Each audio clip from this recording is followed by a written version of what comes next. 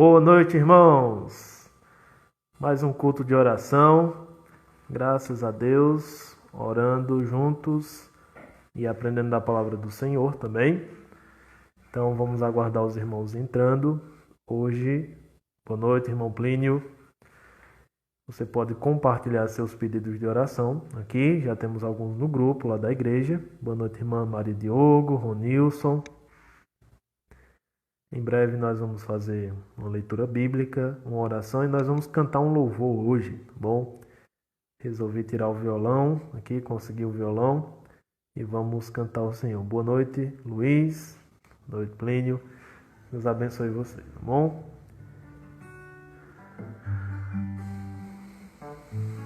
Enquanto os irmãos estão entrando, nós vamos aí compartilhando os avisos da semana, tá bom? Então, nossa alvorada, tá bom, irmã Maria Diogo e outros que têm entrado. É um projeto para nós acordarmos 6 horas, aqueles que já acordam, né? E juntos nós orarmos, juntos nós lermos uma passagem das Escrituras, um capítulo de Provérbios. Boa noite, irmão Gerlânio. E tem sido bom, a gente faz geralmente segunda e quinta, tá bom? Só que essa semana a gente mudou um pouquinho. Boa noite, Waltenberg. E nós fizemos a seguinte questão. Nós fizemos na terça, tá bom? E agora, em vez da quinta, nós vamos fazer na sexta. Então fica avisado aí. Nossa alvorada não será amanhã. Será na sexta-feira, depois da manhã, às 6 horas da manhã, tá bom? Sexta-feira, depois da manhã, às 6 horas da manhã. Quem puder aí estar acordado, para a gente ler a Bíblia junto, orar, tem sido um tempo muito bom, meia hora, e aí a gente consegue fazer isso. Boa noite, Lucas, encontrei você hoje, não foi? Boa noite, Valquíria, irmã Regiane, irmão Davi Gleidson, irmão André, Dedé.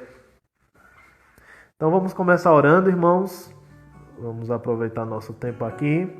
Então, nós vamos ler uma porção das Escrituras em João 1. Estamos terminando os estudos hoje, no capítulo 1 de João. E nós vamos assim também cantar o Senhor, Tu és soberano. Cantando e louvando a soberania do Senhor, mesmo em uma época que parece nos confrontar com isso, né? Então, vamos orar ao Senhor. Boa noite, Gliane. Boa noite, Maísa. Vamos orar ao Senhor. Pai Santo, rendemos graças diante do Teu trono, diante dos Teus pés. Nós rogamos que possamos nos humilhar aos pés de Cristo, beijar os pés do Filho, aquele que foi coroado com honra, com louvor, por meio da ressurreição, subiu glorioso aos céus, e é o nosso Senhor, é o nosso Salvador. Te agradecemos por tão grandiosa glória que habitou entre nós, que revelou ao Pai, e que agora está agindo em nós através do Espírito Santo. Ó Deus Trino, Deus Todo-Poderoso, Deus Eterno, é tão bom servir a Ti, é tão bom encontrar finalmente o sentido das nossas vidas, é tão bom encontrar essa escada que faz a conexão entre o céu e a terra, conexão que estava quebrada, conexão que estava interrompida, e nós estávamos perdidos, sem Deus, sem o Senhor no mundo. Obrigado, Pai, porque o Senhor escolheu um povo, esse povo tem te reconhecido, esse povo tem te louvado, esse povo tem errado, tem pecado, mas o Senhor tem sido misericordioso com tua igreja e tem tratado cada caso, tem usado a própria igreja para rever os pecados, para confessar os pecados uns aos outros, e assim nós estamos progredindo. Tu sabes a situação que nós estamos passando, tão estranha, diante de toda a história, diante de tudo que se viu, mas para o Senhor não é estranho, para o Senhor não é novidade. Nós pedimos, Senhor, a resolução, a saída e o retorno, Senhor, para que nós possamos estar juntos, louvando ao Teu nome, mas enquanto não estamos, que honremos aquilo que o Senhor tem nos dado e possamos ser encontrados aprovados diante de Ti, se o Senhor retornar, se o Senhor nos levar para o lar antes do fim dessa quarentena. Faça a Tua vontade sobre a Tua igreja, sobre cada cristão. Abençoa cada um, no nome do Senhor Jesus Cristo. Amém. Amém. Boa noite, irmão William, irmão Maicon. Quem mais aqui entrou? Suênia, boa noite. Ok, Gabriel Munguba, boa noite, meu amigo. Isis, Patrícia, graças a Deus pela vida de vocês. Vamos abrir em João capítulo 1. E em João capítulo 1 nós vamos ler versículos 35 ao 42, tá bom? João capítulo 1, versículos 35 ao 42. Se você tiver aí, por favor, abra para lermos juntos com sua família aí também, se estiverem juntos, tá bom? João capítulo 1, versículos 35 ao 42. Então nós vamos ler, orar novamente, vamos cantar, vou dar os últimos avisos e vamos meditar na palavra do Senhor nesta noite. Bom, leiamos a palavra de Deus. No dia seguinte, João estava outra vez na companhia de 2 dos seus discípulos. E vendo Jesus passar, disse: Eis o Cordeiro de Deus. Os 2 discípulos, ouvindo-o dizer isso, seguiram Jesus. E Jesus, voltando-se e vendo que o seguiam, disse-lhes: O que vocês estão procurando? Eles disseram: Rabi, que quer dizer mestre, onde o Senhor mora? Jesus respondeu: Venham ver. Então eles foram, viram onde Jesus estava morando e ficaram com ele aquele dia. Eram mais ou menos 4 horas da tarde. André, o irmão de Simão Pedro, era um dos 2 que tinha ouvido o testemunho de João e seguido Jesus. Ele encontrou primeiro o seu próprio irmão Simão, a quem disse: Achamos o Messias. Messias quer dizer Cristo. E o levou a Jesus. Jesus olhou para ele e disse: Você é Simão, filho de João, mas agora será chamado Cefas. Cefas quer dizer Pedro. Então, amém? Para a palavra do Senhor, nós vamos meditar até o versículo 51, esta noite, do 35 ao 51. Então, já fizemos essa leitura introdutória. Boa noite, Carlos Wagner, irmã Rosineide, toda a sua família. Deus abençoe vocês. Vamos orar novamente agora por cada família, por famílias que perderam entes queridos ali na rua da igreja, né? Pessoas que faleceram. E vamos rogar por essas famílias que perderam seus entes queridos, por aquelas famílias que estão em recuperação dentro da igreja, né? E render graças ao Senhor, porque nenhum dos irmãos foram internados, precisaram de internação, e é muito bom, a gente fica muito alegre por isso, e Deus está conduzindo as coisas dessa maneira. Mas também vamos chorar com os que choram, né? Que é o mandamento do Senhor para nós. Vamos orar nesse momento?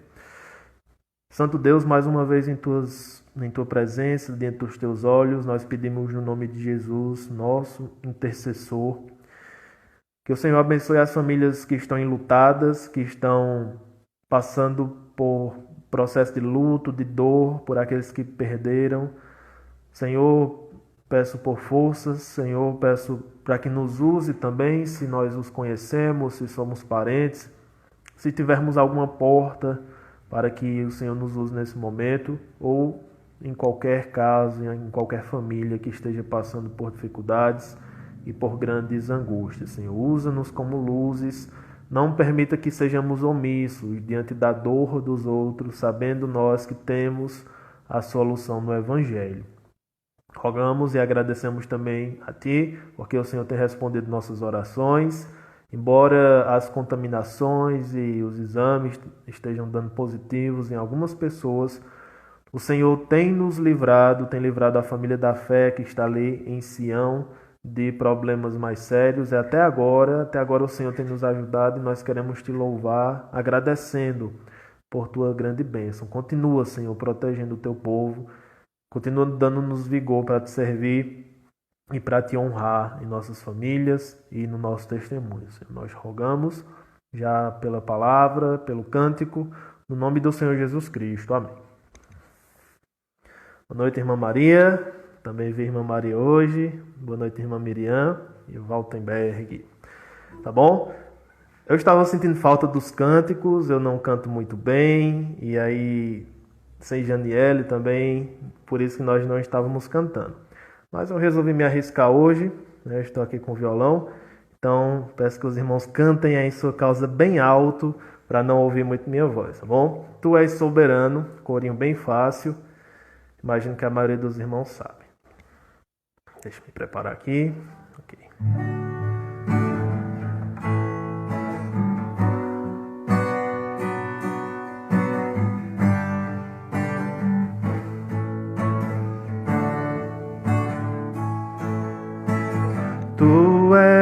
és soberano sobre a terra, sobre os céus, tu és Senhor absoluto. Tudo que existe acontece, tu sabes muito bem. Tu és tremendo, tu és soberano. Tu és soberano sobre a terra, sobre os céus, tu és Senhor absoluto. Tudo que existe acontece, tu sabes muito bem. Tu és tremendo. E apesar dessa glória que tens, tu te importas comigo também. E esse amor tão grande eleva-me, amarra-me a ti. Tu és tremendo.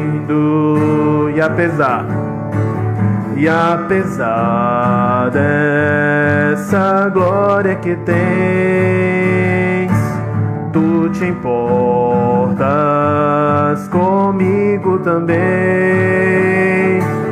E esse amor tão grande eleva-me, amarra-me a ti. Tu és tremendo. Amém.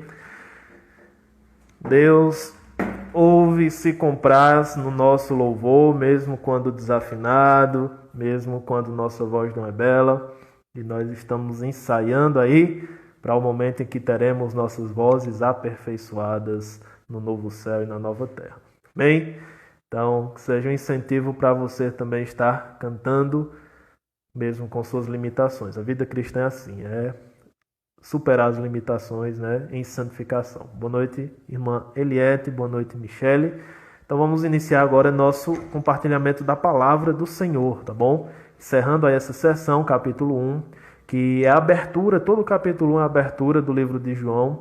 E a partir do capítulo 2 nós temos o que chamamos dos sinais, né, os sinais que estão sendo dados, que João selecionou, os grandes sinais. E esses sinais, João disse que foram selecionados porque era impossível falar de tudo que Jesus fez. É muito interessante isso. Jesus viveu pouco tempo. Jesus não teve uma vida longa até o momento em que se tornou idoso. Mas o pouco que Jesus viveu, ele fez muita coisa. Isso mostra a atividade sempre perene de Jesus. Ele não parava. Sabe aquela pessoa que a gente diz, rapaz, fulano não para, ele trabalha toda hora. E Jesus encarna isso, e não só trabalho, mas oração, né? Então Jesus é aquele que trabalha sempre, que ora sempre, deixou-se desgastar. Então o caminho que Jesus está sendo conduzido para a cruz, é o grande alvo, é a morte na cruz, não se torna o alvo único de Jesus nesse mundo. Jesus poderia se resguardar até o momento da cruz, então ele se apresentaria como Salvador e morreria na cruz. Mas não, é muito interessante porque Deus está contando uma história e Jesus está vivendo entre nós.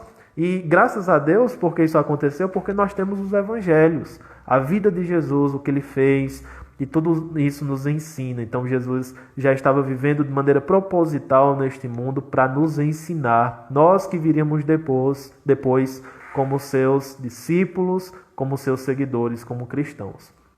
Então nós lemos, não é, versículos 35 ao 42, nós vimos que esse capítulo 1, essa abertura é formada pelo prólogo, versículos 1 ao 18. O prólogo é uma poesia, é uma apresentação de Jesus como Logos, que vem para este mundo, que revela a Deus. E esse Logos que estava com Deus, que é Deus, tornou-se carne e habitou entre nós. Nós vamos tendo reflexos e lampejos de quem é João Batista. João Batista, aquele que proclama Jesus, também é uma luz para os homens. Depois, na outra mensagem que nós tivemos, nós estudamos sobre o testemunho em si de João Batista. Então nós vimos versículos 29 até o 34 e todo o ministério de João Batista. É muito importante que você leia João com muita atenção, porque João está procurando trazer elementos e informações que não estão nos outros 3 evangelhos. João é o último evangelho escrito, em questão de data.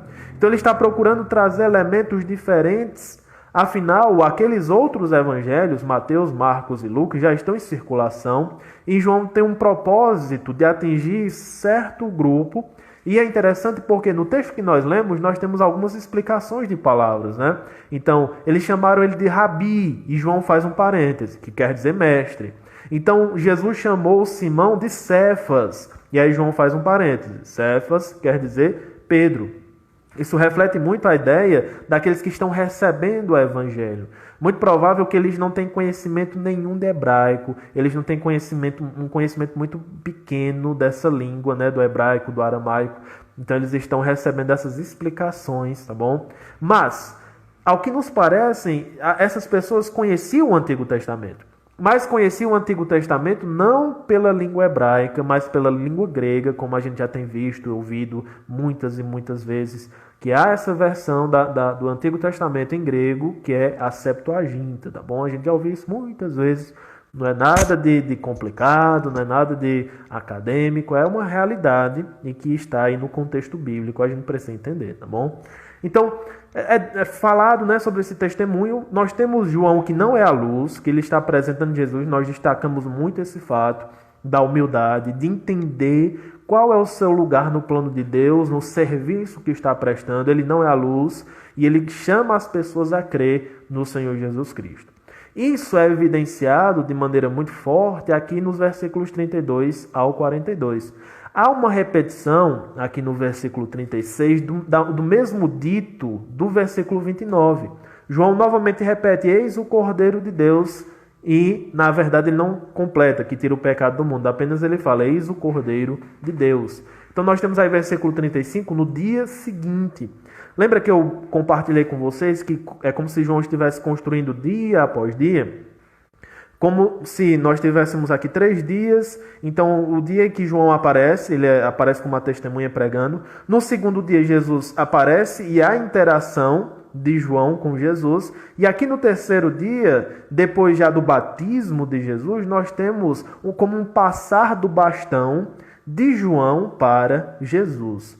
É um pouco complicado entender isso, porque nos outros evangelhos, ao que nos parece, quem seguia João continuou seguindo João, tá bom? Mas o evangelho de João, entenda, eu estou falando de João Batista.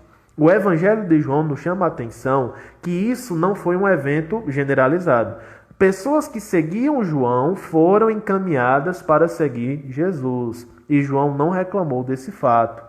Veja aí, versículo 35. No dia seguinte, tá bom, terceiro dia, João estava outra vez na companhia de 2 dos seus discípulos.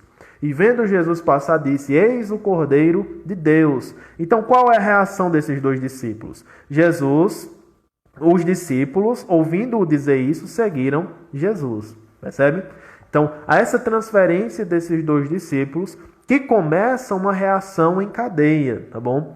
É muito interessante porque são os 2 primeiros discípulos de Jesus.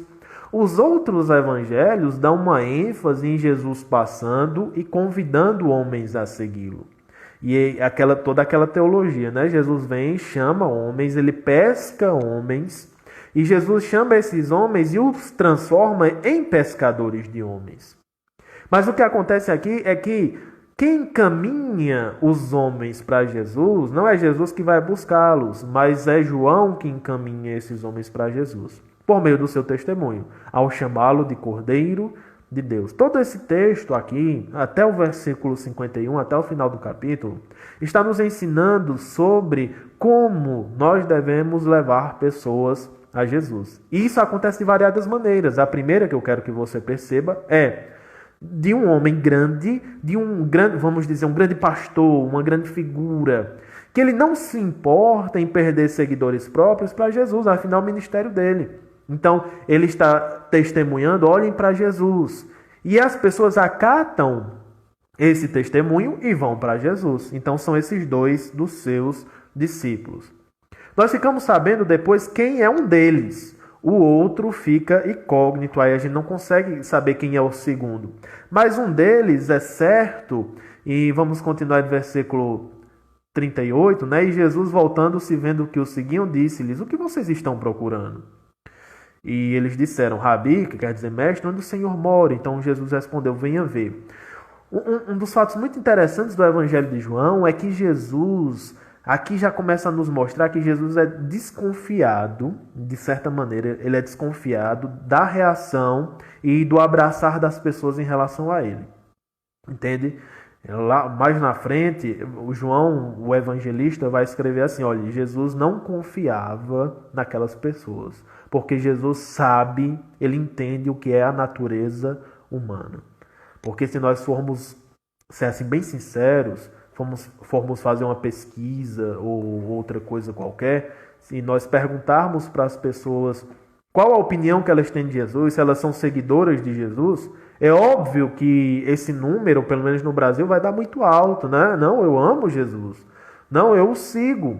Então, Jesus está sendo apresentado aqui como uma figura desconfiada, tá bom? Desconfiada em relação a se seguir, porque seguir nem sempre é verdadeiro. Na verdade, raramente é verdadeiro esse seguir. E outra questão é que Jesus, ele é um inquiridor. Além de desconfiado, ele faz perguntas para que aquelas pessoas compreendam melhor por que estão seguindo ele. Tá bom, vocês ouviram, eis o Cordeiro de Deus. Mas o que é que vocês estão procurando? É uma pergunta muito importante que Jesus faz, além de outras, né? Eu diria que as grandes perguntas são: o que é que você está buscando em Jesus? E a outra pergunta, que há nos evangelhos sinóticos, é: quem vocês acham que eu sou? As grandes perguntas que nos levam ao céu são essas. Quem é Jesus para você? Porque se ele não for Deus, ele não pode lhe salvar. Se ele não for homem, ele também não pode lhe salvar. Então, você precisa ter uma opinião, pelo menos básica, de que Jesus é um Deus homem, que morre na cruz, etc. Você precisa ter essa cristologia. Você não ligue para a teologia, mas você precisa ter o mínimo dessa cristologia para crer, para fundamentar a sua salvação nisso. Então, quem sou eu e o que você espera de Jesus? Você está seguindo ele, mas qual é a sua expectativa em relação a ele? Você espera receber bênçãos? Você espera que ele seja um rei que vai humilhar os inimigos de Israel? O que é que você está esperando de Jesus? O que é que vocês querem? E a resposta deles é muito sábia, irmãos. Embora haja uma ênfase, às vezes, na lerdeza dos discípulos e tudo, mas esses primeiros discípulos, eles são muito sábios. Eles não têm uma opinião completamente formada do que esperam de Jesus, então eles se colocam numa posição neutra e dizem: a gente quer conversar mais com o Senhor, a gente quer ter um tempo a mais. Como é que eles dizem isso? Rabi, ou mestre, de maneira já muito respeitosa, né? Porque eles são seguidores de João, então eles têm uma noção mais ou menos de quem é Jesus. Então eles dizem Rabi. Sabe como a gente poderia traduzir Rabi para os cearenseis? Era mestre ou mestre. Não seria nem mestre. Como é que a gente fala? Moral, né? Moral é muito popular. Não estou conseguindo chegar na palavra, né? Aquela palavra doutor, né? Doutor. Muito bem. Eu lembrei da palavra. Doutor, eu quero saber onde é que o senhor mora, doutor. Então, essa palavra respeitosa, que está colocando a pessoa lá em cima, né? Então, isso era no meio do povão, isso era o rabi, tá bom? No aramaico. Por isso que ele explica, rabi quer dizer mestre em grego, tá bom? Onde o Senhor mora. Então, é uma resposta muito neutra, mas de alguém que não entende muito bem o que está querendo de Jesus. Mas, Senhor, onde é que o Senhor mora? Onde é que o Senhor mora? Com uma ideia por trás de dizer: Senhor, eu quero passar uma noite com o Senhor, eu quero passar um dia conversando. Isso é muito interessante porque é justamente o que acontece. É justamente a resposta de Jesus. Versículo 39. Jesus respondeu: venham ver, né? Talvez na sua tradução, vinde e vejam. Então eles viram onde Jesus estava morando e ficaram com ele aquele dia. Eram mais ou menos 4 horas da tarde, né? Então eles chegaram de tarde, muito provavelmente passaram a noite conversando e ficaram até outro dia. Dormiram ali onde Jesus estava ficando onde Jesus estava hospedado, tá bom? Muito interessante isso, eu começo a lembrar aqui de ministérios parecidos com esses, de casas abertas, onde líderes espirituais recebem as pessoas para conversar com elas, para ter tempo com elas. Isso é muito interessante mesmo, né? É um padrão de discipulado que vem da antiguidade. Então, vou abrir minha casa e você vai entrar no meu lar, você vai participar aqui do meu lar, porque você vai ouvir o Evangelho. É um trazer para dentro de casa, que é muito complicado para nós hoje por conta dos perigos e da desconfiança que nós temos em relação às pessoas. Quantos filmes de psicopatas, de pessoas que enganaram, de sociopatas, de pedófilos, quantos exemplos nós já não vimos e quanto nós desconfiamos de trazer as pessoas para a nossa casa, né? Tem um filósofo hoje brasileiro, né, que ele já fez isso com seus alunos, né? Ele permitiu que seus alunos fossem para os Estados Unidos, alguns, claro, selecionados, para ficar algum tempo com ele, né? Só que ele comenta o seguinte fato: eu permito porque eu já sou velho, né? Se me matarem, tudo bem, né? E meus filhos já moram fora de casa, então só sou eu dentro de casa. Se tiver algum psicopata, algum sociopata, então ele me mata, eu já estou velho mesmo. É uma coisa a se pensar, né? Como nós podemos abrir a porta da nossa casa com todo o cuidado, com toda a sabedoria, né? Claro, livrando aqueles parentes nossos são mais frágeis, mas voltando a esse tipo de discipulado que Jesus fazia, trazendo pessoas para o seu lar para conversar, em vez de ficar em pé na estrada conversando, com limitação de tempo, com limitações em relação a quem está passando, não, venha para a minha casa, é muito mais íntimo. Então Jesus está inaugurando esse tipo de coisa, esse tipo de relacionamento, que é a via principal da pregação do Evangelho. A gente vai ver isso, tá bom? Os relacionamentos familiares, os relacionamentos de amizade são as principais vias de pregação do Evangelho, tá bom? Então eles passaram o resto da tarde, tardezinha e noite com Jesus. E no versículo 40, André, então nós descobrimos o nome de um deles. André, o irmão de Simão Pedro, era um dos dois que tinha ouvido o testemunho de João e seguido Jesus. Ele encontrou primeiro o seu próprio irmão. Então perceba o que aconteceu aqui. Um deles era André, né? André é um dos apóstolos, ele é um apóstolo pelos evangelhos sinóticos menos conhecidos, né? André, não há muito sobre André. E André aqui é destacado como um dos dois que primeiro se converteram, né? Primeiro encontraram Jesus. Isso é muito interessante. Talvez ele não tenha feito grandes coisas, mas ele foi um dos primeiros a se achegar a Jesus. E ele fez sim grandes coisas, que ao que parece ele foi também o primeiro evangelista. Ele também foi o primeiro evangelista. Então, entenda que João Batista é colocado como um profeta ainda. Então, ele ainda tem a capa de profeta do Antigo Testamento. Então, ele está entre o Antigo e o Novo. Mas, chegando com Jesus e aproximando-se de Jesus, ele é o primeiro homem que traz outro homem para Jesus. Isso é muito interessante. Aí sempre fica aquela pergunta: quem era o segundo homem que estava com André no momento em que primeiro conheceram Jesus, que seguiram Jesus por conselho de João? E aí muitos conjecturam, e eu acho isso muito interessante, muito instigante, né, que esse homem que é anônimo talvez seja o próprio João do Evangelho, o próprio João que escreveu o Evangelho. Então, ele é um mistério agora aqui no início do Evangelho, e ele é um mistério lá no final, tá bom? Como aquele que reclina a cabeça sobre Jesus, é o discípulo amado, mas não tem nome. Seria muito interessante no céu, a gente vai perguntar, né? Mas é interessante por quê? Porque um é nomeado. Geralmente, quando as pessoas não têm nome, nenhum é dado nome. 2 discípulos. E esse discípulo chamou Pedro, bom? Mas um é dado nome e outro não. Mas também pode ser pelo fato, porque esse André é irmão de Simão Pedro e ele tem a grande obra de chamar Pedro à fé em Jesus. Então ele vai, percebe? Aqui são relacionamentos familiares. São as principais veias. Na verdade, não são nem as veias, são as artérias do evangelismo. As artérias, as veias principais da transmissão do evangelho são as artérias familiares, tá bom? Depois tem as veias da amizade. E depois tem os capilares, que são umas veias menores, da apresentação do evangelho para pessoas que nós não conhecemos. Todas são responsabilidades nossas. Seja as artérias, seja as veias, seja os capilares. Mas nós não podemos focar nos capilares, quem apresentar Jesus para quem a gente nem conhece, esquecendo-nos das artérias, que desde o início são demonstradas como principal maneira de pregação do Evangelho.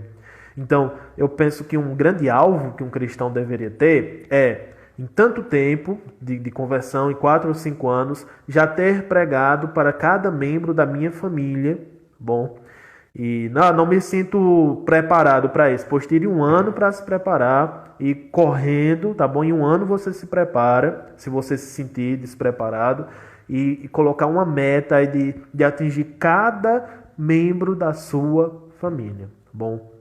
Então, assim, eu penso que seria um grande plano para um cristão, um grande pensamento, um grande alvo, um grande sonho. Infelizmente, nem todos têm essa possibilidade, tá bom? Nem todos têm família grande. Eu, por exemplo, tenho 3, 4 familiares que eu conheço, e olhe lá, sabe? Então, se você tem uma família grande, é o seu principal ministério, é a artéria do seu ministério evangelístico. Coloque, anote seus nomes, ore por eles todos os dias, peça oportunidades para pregar o Evangelho. Está alguém sofrendo, está alguém alegre, faça como Tiago, vá lá, aproveite a oportunidade, ore com os que estão tristes, cante louvores com os que estão alegres, seja a influência cristã principal, para que no momento da conversão diga, olhe, a presença desse meu parente foi essencial para que eu conhecesse o Evangelho. Bom, para que não sejamos acusados e não caia sobre nós o peso da omissão para aqueles que são da nossa família. Bom, então ele vai lá, chama, né? É muito interessante. O chamado, ele chega muito empolgado, é bem rápido o chamado, está em versículo 41. Ele encontrou primeiro seu próprio irmão Simão, a quem disse: achamos o Messias, nós achamos o Messias. Primeiro, eles não sabiam bem o que esperar de Jesus. Sabiam que era o Cordeiro de Deus, aquele que veio ao mundo para salvar, como João pregava. Então eles dizem: Senhor, onde é que o Senhor habita? Vamos conversar mais um pouco. E depois da conversa, ao que parece é que ele foi completamente sugado e convencido de que Jesus é o Messias, porque é a frase que está na sua boca. É a frase que sai dos seus lábios jubilosos. Irmão, meu irmão, sabe aquele que a gente esperava? Nós achamos o Messias, e o levou para Jesus. E aqui acontece um fato muito interessante.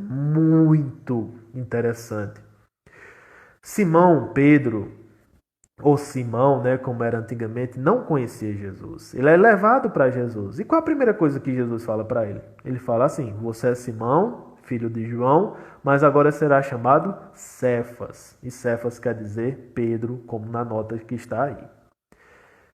Por que Jesus faz isso com Pedro, né? Cefas quer dizer literalmente em hebraico pedra, né? E por que Jesus faz isso? Afinal, nós vemos essas histórias de transformação de nome como histórias de conversão, né? Então, pessoas que andavam com Deus, mas estavam afastadas. Então, há uma reviravolta, há um momento de conversão, e nessa conversão de verdade, Deus transforma aquele nome. E isso já nos lembra um pouco de Jacó, tá bom? Jacó, que logo tem seu nome transformado por Deus em Israel. E Jacó vai ser relembrado no segundo caso, que é o caso de Natanael, muito interessante também. Mas pensemos em Pedro. Se nós olharmos todo o Evangelho, Jesus ele tem grandes planos para Pedro, o plano de que ele pastoreie, o plano de que ele guie as ovelhas, que ele apacente as ovelhas, né? De que ele lidere a igreja que está se formando. E ao que parece, Jesus logo entrega aquela dominação dele, do Pai, de Deus, sobre a vida de Pedro. Você está chegando, Pedro? Pois eu vou logo lhe dar um cargo. Eu vou logo lhe mostrar que você não é seu, mas você é meu. Você vai me servir. Eu acho muito interessante, meus irmãos, o seguinte fato. Há pessoas como Pedro que a sua vida, a sua vocação está toda bem traçada por Deus. Isso aparece de duas maneiras no livro de João em relação a Pedro. Logo no primeiro encontro ele tem seu nome mudado. E no final do evangelho, quando Jesus ressuscita, já mostra a Pedro como é que ele iria morrer para glorificar a Deus. Então você vê aqui o início e o fim, tudo dominado por Deus. Sabe aquelas pessoas que têm um senso de vocação muito certo? Eu tenho certeza que eu nasci para fazer isso. Sabe? E principalmente aqueles que têm esse senso de vocação diante de Deus, né? Então, eu penso, e é uma questão que quebra um pouco minha cabeça, é a seguinte: como é que eu vou saber a hora certa de me entregar à morte por Cristo? Por que eu pergunto isso, né? Por que eu me pergunto isso? Porque o que parece nem sempre é a hora certa de se entregar à morte por Cristo. Um exemplo é Paulo.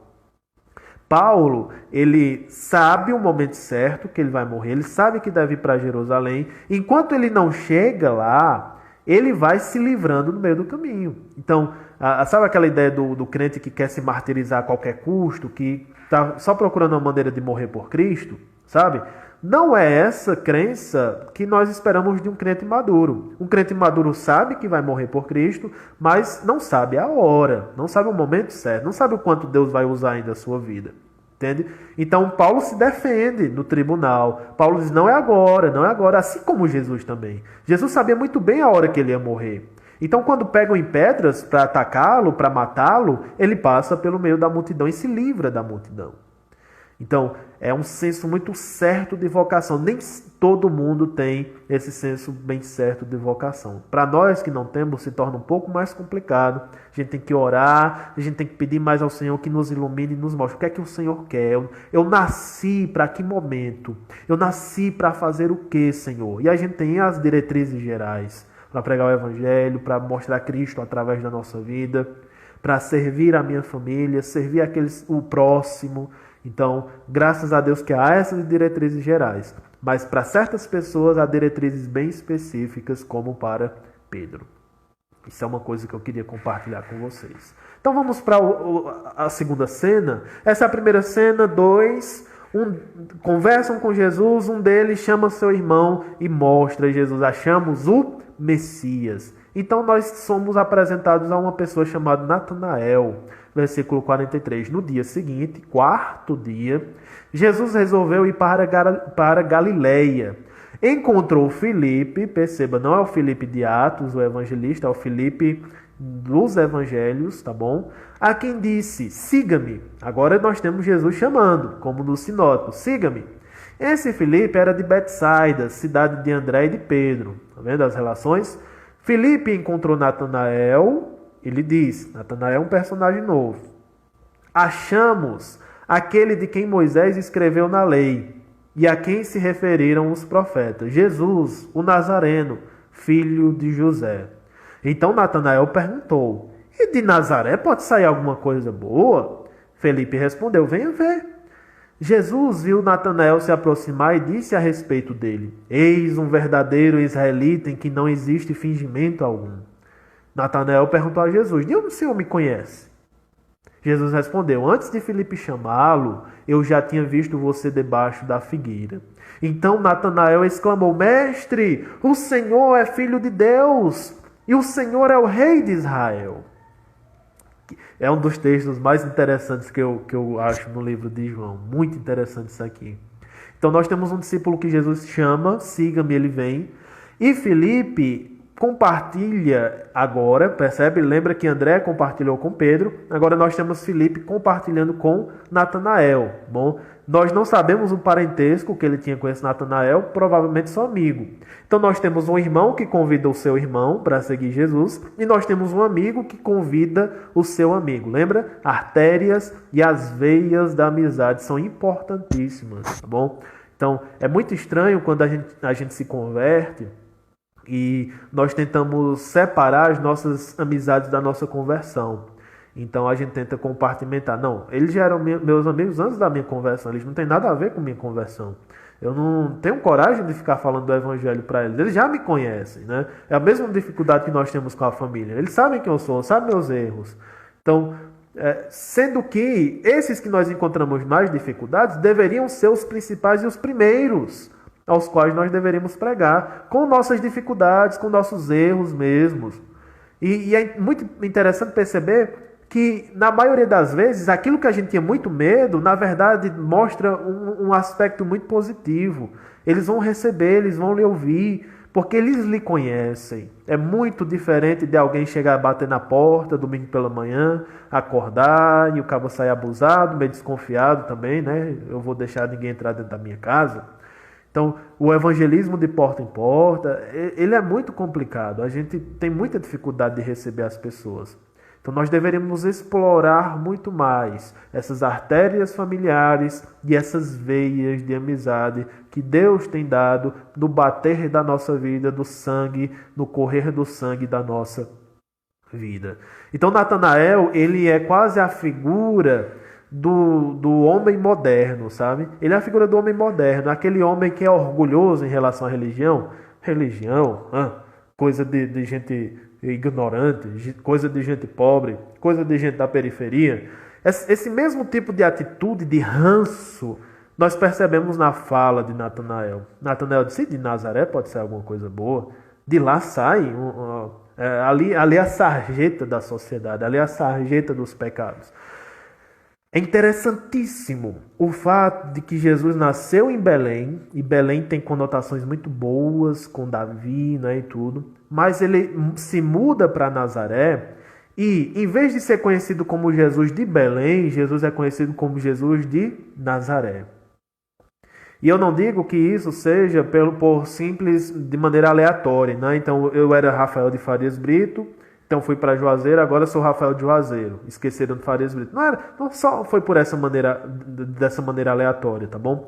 O que aconteceu para mim, tá bom? No meu entendimento do Evangelho, é que Jesus, ele incorporou essa nomenclatura de Jesus Nazareno mesmo.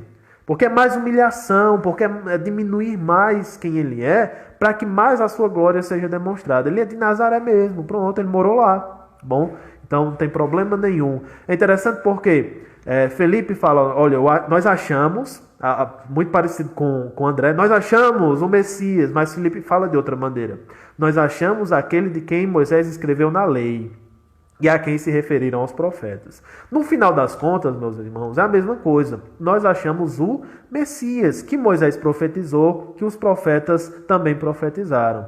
Então, é a mesma grandiosidade que André levou para Simão. Ele está trazendo essa mesma grandiosidade. Só que o problema acontece quando Felipe vai falar de quem ele é neste mundo. Então é como se Felipe dissesse: achamos o verbo. E, legal, achamos o verbo. Mas espera aí, esse verbo se fez carne. E aí Natanael não gostou dessa carne. Porque ele diz, olha, ele é Jesus, o Nazareno, filho de José. Era a maneira mais completa entre os judeus de se referir a alguém. Olha, Rafael, filho de Teresa, de Farias Brito. Pronto. Então, geralmente nas cidades pequenas, hoje, né, é só Rafael, filho de Teresa, porque você já está dentro da cidade.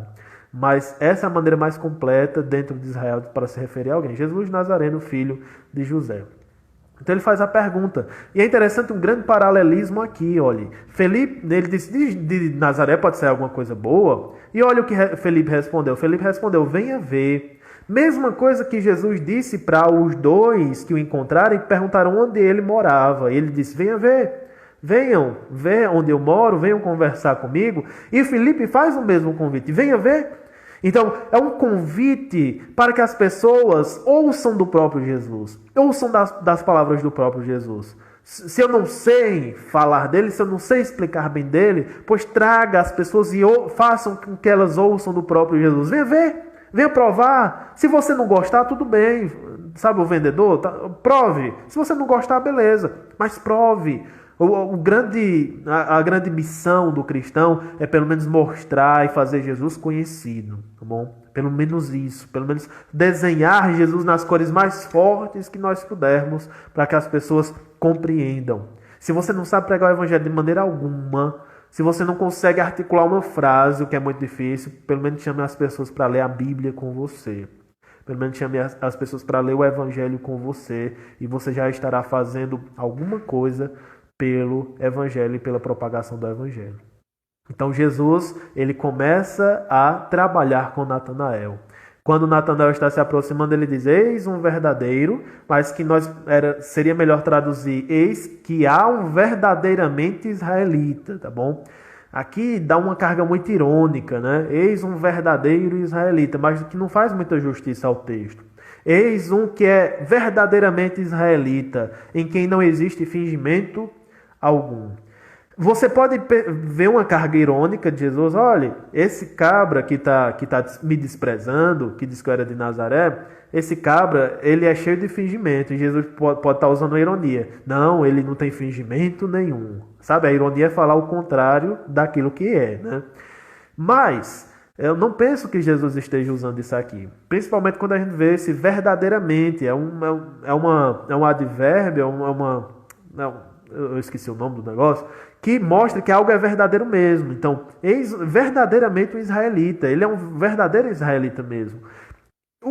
O que parece é que embora Natanael não seja convertido, embora Natanael tenha opiniões erradas sobre Jesus, ele era um homem sem hipocrisia. Ele era um homem sem segundas intenções. Ele era um homem que acreditava mesmo naquilo que ele falava, que ele professava. Era um homem sem hipocrisia. Ele era um verdadeiro israelita.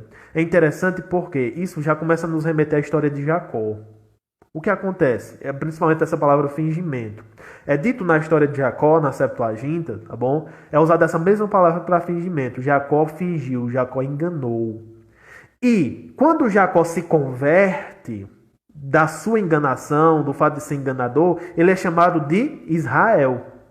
Então, o que é que Jesus está dizendo de Natanael?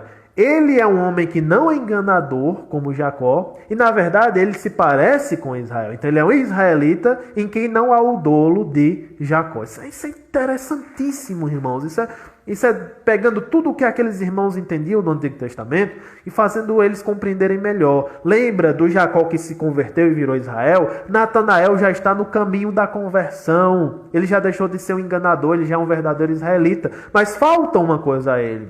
O que falta na fé dele é crer em Jesus, e isso será sanado. Natanael perguntou a Jesus: de onde o Senhor me conhece? E aqui há uma ironia do texto, porque Natanael não conhecia Jesus e faz um julgamento sobre Jesus. Natanael não sabia nada sobre Jesus. Ele disse: de Nazaré pode sair alguma coisa boa.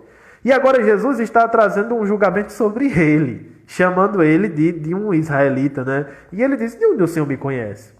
A pergunta é essa: de onde você me conhece? Como é que você pode me julgar sem conhecer? E a resposta a esse conhecimento sobrenatural de Jesus, é o grande sinal que Natanael precisa. Antes de Felipe chamá-lo, eu já tinha visto você debaixo da figueira. Então Natanael exclamou: Mestre, o Senhor é o Filho de Deus, o Senhor é o Rei de Israel. João trabalha uma teologia no seu evangelho de que pessoas precisam de sinais muitas vezes para se converter, tá bom? Existe um limite entre querer o sinal, querer o milagre apenas por querer, e querer um milagre, um sinal para começar a compreender quem é Jesus. O milagre, o sinal, ele serve como uma porta de entrada, como um gatilho para que eu comece a conhecer Jesus de verdade. Então, muitas vezes eu li isso aqui e eu pensei: olha que conversão fácil, né? Eu acho que essa fé não é muito forte não. Natanael se converteu com uma coisinha assim, com o fato de Jesus saber que ele estava debaixo da figueira. Mas, por vezes, as pessoas precisam de apenas uma pequena coisa para que elas comecem a compreender melhor quem é Jesus. Muitas vezes na literatura judaica, é dito que os judeus piedosos, eles oravam debaixo da figueira, tá bom? Era um local de meditação, era um local de oração. Então, talvez o que tocou o coração de Natanael é porque ele estava ali sozinho, ele viu que não havia ninguém ao seu redor, ele estava debaixo da sombra da figueira, ele estava orando ao Deus de Israel. Talvez o que tocou o coração dele é: ele me viu orando, Ele sabia que eu estava orando mesmo que sem estar ninguém ali. Ele me viu no meu exercício religioso. Que maravilha. Eu, o Senhor, é o Filho de Deus. Nós temos uma conversão parecida com essa de Tomé no final do Evangelho. Então, uma coisa tão simples, as chagas, os sinais dos pregos, e isso basta para converter Tomé. Eu penso que nós não interpretamos bem a história de Tomé. Nós tomamos ele como um exemplo de falta de fé, mas Jesus ele não recrimina Tomé como nós recriminaríamos. Ele disse, venha, toque. Se você precisa tocar, toque. Não seja incrédulo, seja crente. Né? E ele diz, Senhor Deus, Deus meu, assim como Natanael, o Senhor é o Filho de Deus, o Senhor é o Rei de Israel. Há um mistério sobre quem é Natanael. Nós não temos, né, nos outros evangelhos nada sobre quem é esse Natanael. Esse Natanael não aparece em lugar nenhum. Então, estudando a palavra, o significado da palavra Natanael e a aproximação a outro discípulo, na verdade apóstolo, né, é muito provável que esse Natanael aqui seja o Bartolomeu. Mas nós não temos como provar isso. Ele pode ter sido mais um dos discípulos de Jesus, como muitos outros que nós não conhecemos os nomes. Mas se ele for Bartolomeu seria muito interessante, porque nós temos André, apóstolo, nós temos Simão Pedro, apóstolo, e mais um apóstolo aqui, Bartolomeu, sendo chamado diante do Senhor. Então, o que segue aqui não é uma recriminação de Jesus em relação ao modo como Natanael se converteu, mas uma promessa, na verdade. Então, leia aqui comigo o versículo 50, o que Jesus lhe respondeu. Você crê porque eu disse que tinha visto você debaixo da figueira? Pois você verá coisas maiores do que estas. E acrescentou, em verdade lhes digo, que vocês verão o céu aberto e os anjos de Deus subindo e descendo sobre o Filho do Homem. Só nesse capítulo, nós temos o resumo de todos os títulos de Jesus no Evangelho de João. Nós temos Cordeiro de Deus, que já foi dito. Nós temos o Messias, é um grande título de Jesus. Nós temos Filho de Deus, aqui, por Natanael. E nós temos o que estava faltando, que Jesus mesmo se dá, Filho do Homem. Tudo isso, cada termo desse renderia horas de teologia e de conversa. Filho de Deus, Filho do Homem, Cordeiro de Deus e o Messias. Lembre-se que sempre que você vê a palavra Cristo, Jesus, o Cristo é a tentativa da tradução do que é Messias. É alguém que é ungido, né, ungido por Deus, separado por Deus. Então, Cristo é mais ou menos a tradução de Messias. Por isso que Jesus é o nome do Senhor Jesus Cristo, tá bom?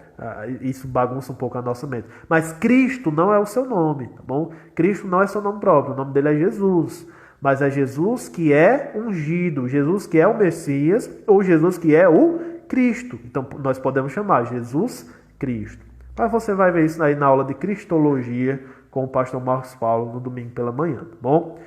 Olha a promessa aqui e a conexão com Jacó, perdão.